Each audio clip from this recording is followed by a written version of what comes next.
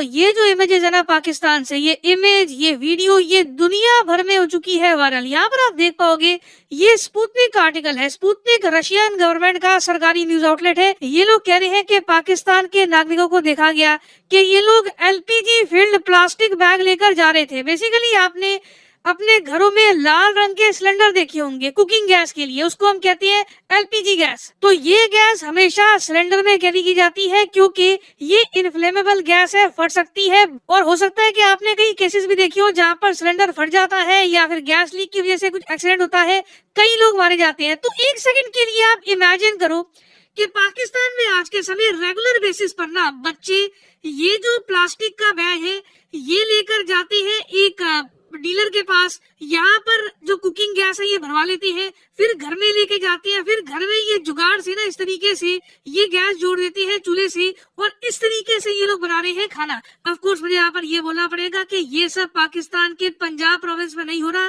पाकिस्तान का पंजाब प्रोविंस आप अगर देखोगे तो काफी हद तक वहाँ पे स्थिति नॉर्मल है, मगर जो बाकी पाकिस्तान के इलाके हैं केपी के, उसके अलावा बलूचिस्तान जहाँ पे आज के समय पाकिस्तान तालिबान की प्रॉब्लम है, वहां पर ये दृश्य कॉमन है। और मैं आपको ये बता रहा हूँ ये एक बहुत ही ज्यादा डेंजरस एग्जाम्पल सेट किया जा रहा है पाकिस्तान में, क्योंकि बहुत ही जल्द क्या होगा कि ये जो स्टाइल है गैस कैरी करने का ये अफ्रीका में भी कॉपी किया जाएगा और इससे इवेंचुअली देखो चांसेस बढ़ जाते हैं कि एक्सीडेंट हो जाए। कि आप खुद इमेजिन करके देखो ये बड़े बड़े बैग कोई सड़क पे लेके जा रहा हो, कुछ हादसा हो गया, कुछ अनहोनी हो गई, बड़ा ब्लास्ट होगा। और ऑब्वियसली अगर मुझे पता है कि ये डेंजरस है, पाकिस्तान में जो सरकार है, जो अथॉरिटी है, उनको भी पता होगा ये डेंजरस है, तो पाकिस्तान की सरकार ने वैसे ये बैग बैन कर रखे हैं।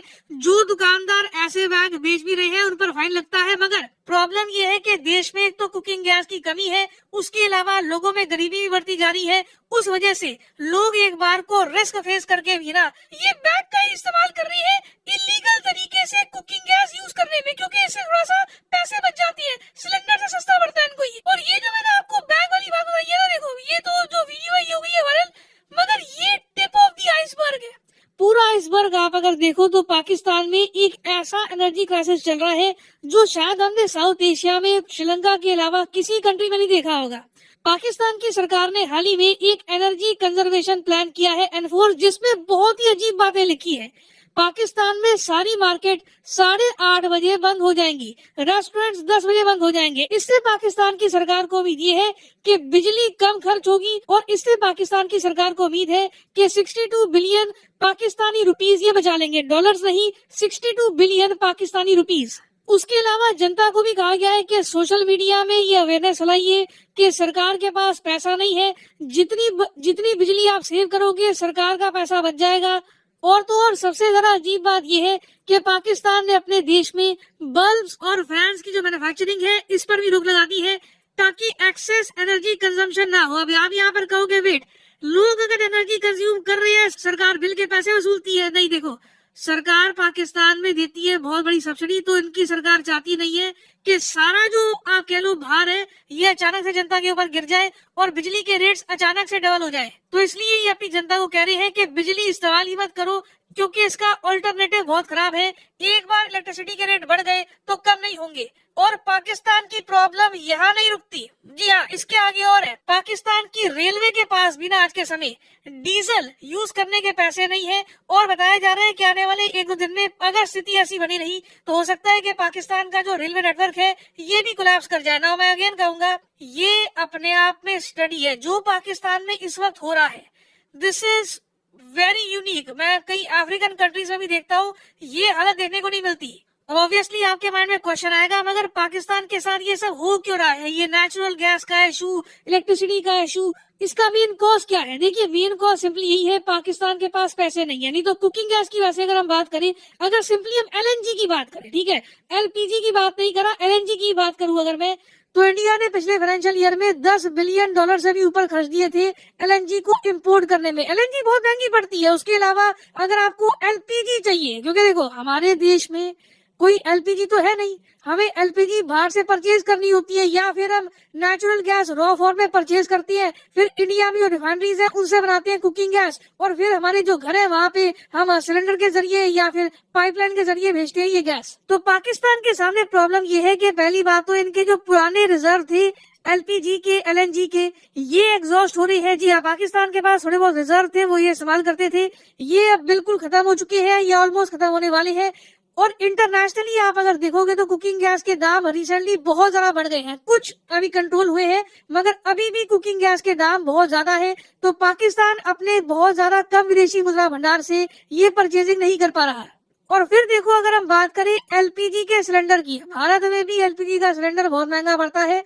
आप अगर देखो तो ये जो 14 केजी का सिलेंडर आता है इंडिया में, ये दिल्ली में 1000 रुपए से ऊपर का मिलेगा। एक्चुअली इंडिया की हर स्टेट में ही आप अगर देखो तो 1000-1100 के आसपास का आपको पड़ेगा ये सिलेंडर। और सेम केस पाकिस्तान में भी है। मगर क्या था कि पिछले साल तक इनके जो बहुत ज्यादा आप कह लो पूर इलाके हैं, केपी के हो गया या फिर बलूचिस्तान हो गया, वहां पर भी लोग ऐसे सिलेंडर वाली गैस परचेज कर लेते थे।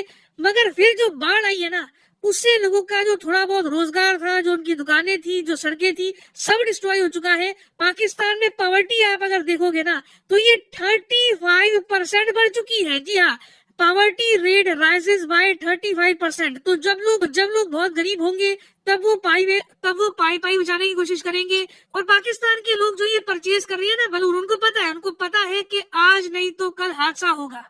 मगर कई लोगों ने कहा है कि क्या करें, मजबूरी है, अगर हम इस तरीके से गैस नहीं परचेज करेंगे तो भूखे मर जाएंगे।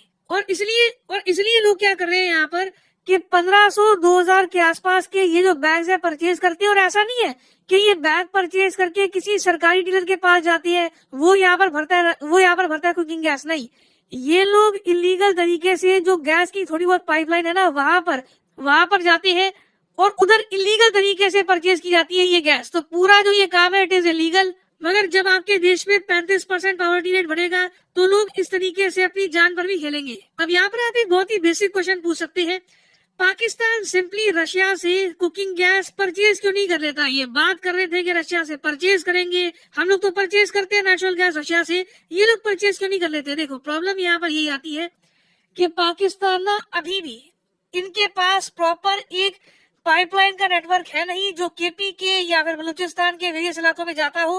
तो रशिया की गैस अगर आ भी गई ना तो इनके जो दूर दराज के इलाके हैं वहां तक ये गैस पहुंचाना ही बहुत ही ज्यादा कठिन कार्य होगा। और सबसे बड़ा झटका पाकिस्तान को मेरे हिसाब से लगने वाला आने वाले कुछ दिनों में हो सकता है, हफ्तों में हो सकता है, रियली डिपेंड्स। एक तो क्या है कि इनके पास डीजल की कमी है, पैसा कुछ है नहीं इनके पास कुछ परचेज करने के लिए, तो डीजल की कमी है। उसके अलावा ना इन्होंने बहुत सारी रेलवे की जो बोगी है ये इंपोर्ट कर रखी है चाइना से, ये बिल्कुल आज के समय नॉन फंक्शनल है, चल नहीं रही। तो आप इमेजिन कर सकते हैं कि एक देश में जहाँ पे ऑलरेडी सड़कें बहुत ज्यादा कमजोर हो, रेलवे नेटवर्क भी अगर ठप पड़ जाए तो क्या हाल होने वाला है। और अगेन ये सब एक ऐसे टाइम में होगा जब पाकिस्तान की मिलिट्री एक बड़ा ऑपरेशन स्टार्ट करने वाली है पाकिस्तान तालिबान के अगेंस्ट। तो एक बहुत ही ज्यादा बड़ा चैलेंज लेके आएगा अगेंस्ट पाकिस्तान। इंडिया को यहाँ पर देखना होगा कि हम क्या कर सकते हैं, what we can do. India को ऑफ कोर्स यहाँ पर देखना होगा कि हमारे पास ऑप्शंस क्या है, क्या हम कर सकते हैं स्ट्रेटेजिकली, क्या जो पाकिस्तान ने हमारे साथ करने की कोशिश करी थी कारगिल में, क्या हम भी करें वो ऐसा। डेफिनेटली इस पर विचार इंडिया में कहीं ना कहीं हो रहा होगा।